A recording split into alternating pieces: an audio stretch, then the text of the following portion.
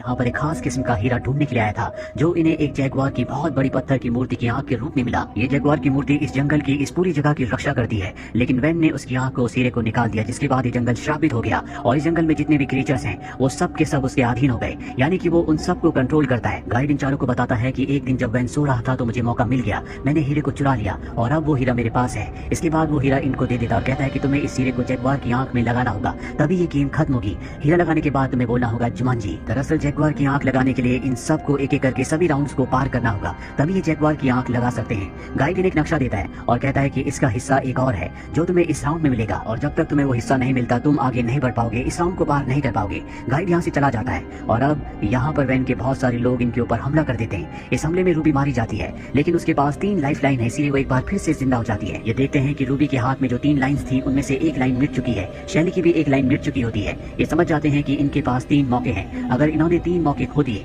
तो ये इस गेम में मारे जाएंगे। वे सब के सब झरने से कूदकर वैन के लोगों से बच जाते हैं। रास्ते में स्पेंसर जो कि ब्रेवस्टोन है, साथ ही फ्रेड जो कि मोज है, इन दोनों के बीच में आर्गुमेंट्स हो जाते हैं और यहाँ पर फ्रेड यानी कि मोज ब्रेवस्टोन यानी कि स्पेंसर को ऊपर से नीचे धक्का दे देता है, जिससे उसकी मृत्यु हो जाती है। पर अगले पल वो ऊपर से दोबारा आ जाता है, यानी कि उसकी भी एक लाइफ लाइन अब खत्म हो चुकी है। ये सब फैसला करते हैं कि आपस में नहीं लड़ेंगे, बल्कि एक दूसरे का साथ देंगे, क्योंकि इन्हें किसी भी कीमत पर इस गेम को खत्म करना है। ये सब के सब यहाँ से आगे बढ़ते हैं और एक गाँव में पहुंचते हैं, जहाँ पर मूज केक खा लेता है, जो उसे नहीं खाना चाहिए था। वो उसकी कमजोरी है। केक खाने के बाद उसकी मृत्यु हो जाती है और मूज की भी एक लाइफ लाइन खत्म हो चुकी है। बीन के पास एक बच्चा आता है और कहता है वेलकम टू जुमांजी, और इन सबको अपने साथ ले जाता है जहाँ पर एक लकड़ी का बॉक्स है। वो कहता है कि अगर तुमने आंखें झपकाई तो तुम मारे जाओगे। ये एक तरह की पहेली है जिसे इन्हें सुलझाना होगा। ब्रेवस्टोन उस बॉक्स के पास जाता है, उसके ढक्कन को खोलता है, अंदर से ब्लैक मांबा निकलता है जो कि बहुत ही जहरीला सांप है। मोस कहता है कि अगर इसने तुम्हें काट लिया तो 1 सेकंड में तुम्हारी मृत्यु हो जाएगी। इसके अंदर शायद वो नक्शे का दूसरा हिस्सा है जो हमें चाहिए, लेकिन इसके लिए हमें इससे नजर मिलानी होगी। अब सांप इनके ऊपर हमला कर देता है, लेकिन मोस उसके दांत निकाल देता है, क्योंकि अगर वो किसी को काटेगा भी तो किसी को जहर नहीं फैलेगा। और अब उस बॉक्स के अंदर देखते हैं जिसमें कागज होता है। उस कागज को खोलने के बाद उसके अंदर हाथी की छोटी सी मूर्ति होती है। कागज में लिखा होता है कि जैसे तुम हाथी को देखो तो चढ़ाई करना शुरू कर देना। ये समझ जाते हैं कि नक्शे का दूसरा हिस्सा ये नहीं है, इन्हें अभी भी उसे तलाश करना होगा। अब जब ये बाहर आते हैं तो वैन के लोग इनके ऊपर हमला कर देते हैं। वैन भी यहाँ पर आ जाता है, पर इससे पहले कि इन सबको पकड़कर यहाँ से ले जाया जाता है, यहाँ पर एक आदमी आता है जो इन सबको निकाल कर एक खुफिया रास्ते से इस जगह से ले जाता है। जल्दी इन्हें पता चल जाता है कि ये और कोई नहीं बल्कि एलेक्स है, जो आज से 21 साल पहले इस गेम के अंदर सबसे पहले आया था। उसकी 2 लाइफ लाइन पहले ही खत्म हो चुकी है और अब उसके पास सिर्फ 1 लाइफ लाइन है। अगर वो मारा गया तो सच में मारा जाएगा। चारों को ये भी पता चलता है कि नक्शे का जो दूसरा हिस्सा था वो कोई कागज का टुकड़ा नहीं बल्कि एलेक्स था, जो कि अब इन्हें मिल चुका है। ये एलेक्स को विश्वास दिलाते हैं कि ये सब उसे मिलकर बचाएंगे और इस गेम को खत्म करेंगे ताकि सब के सब अपने घर वापस पहुंच जाएं।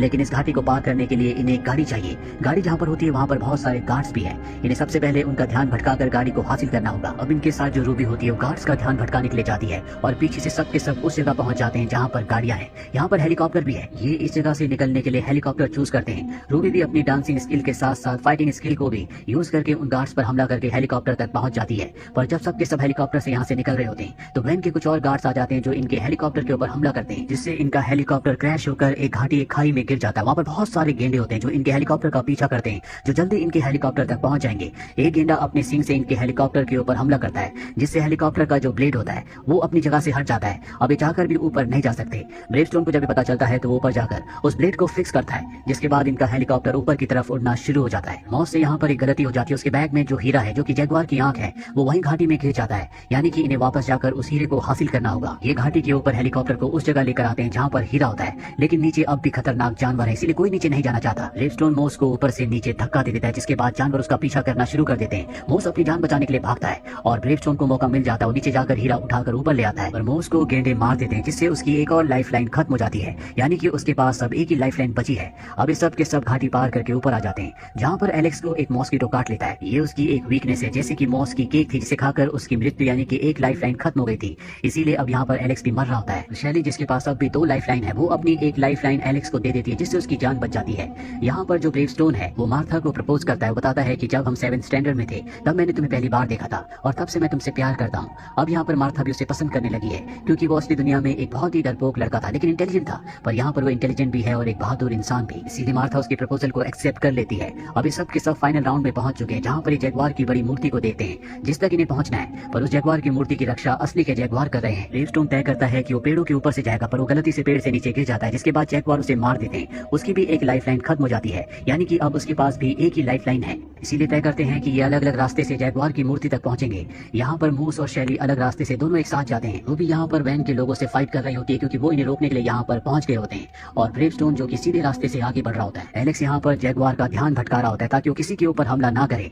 अब यहाँ पर वैन भी आ चुका है जो शैली को पकड़ लेता है, लेकिन मूस को यहाँ पर एक हाथी दिखता है जिसके ऊपर बैठकर वो मूर्ति तक पहुंच जाता है। ब्रेवस्टोन देखता है कि वैन के एक आदमी ने रूबी को पकड़ लिया है, वो उसकी जान बचाता है और वैन के आदमी की बाइक लेकर उस जगह पहुंच जाता है जहाँ पर मूर्ति है। ब्रेवस्टोन देखता है कि वैन ने शैली को गन पॉइंट पर ले रखा है और वो ब्रेवस्टोन से कहता है कि अगर तुमने मुझे हीरा यानी कि आंख नहीं दी तो मैं शैली को गोली मार दूंगा। ब्रेवस्टोन कहता है कि मेरे पास वो हीरा नहीं है और तभी यहाँ पर एक बहुत बड़ा हाथी आता है जिसके ऊपर मोस बैठा होता है। हाथी सभी जैगुआर को कुचलता हुआ मारता हुआ आगे बढ़ रहा होता है और हाथी के ज्यादा हिलने डुलने की वजह से मोस के हाथ से हीरा छटक कर ऊपर गिर जाता है। साथ ही यहाँ पर वैन की गन भी गिर जाती है।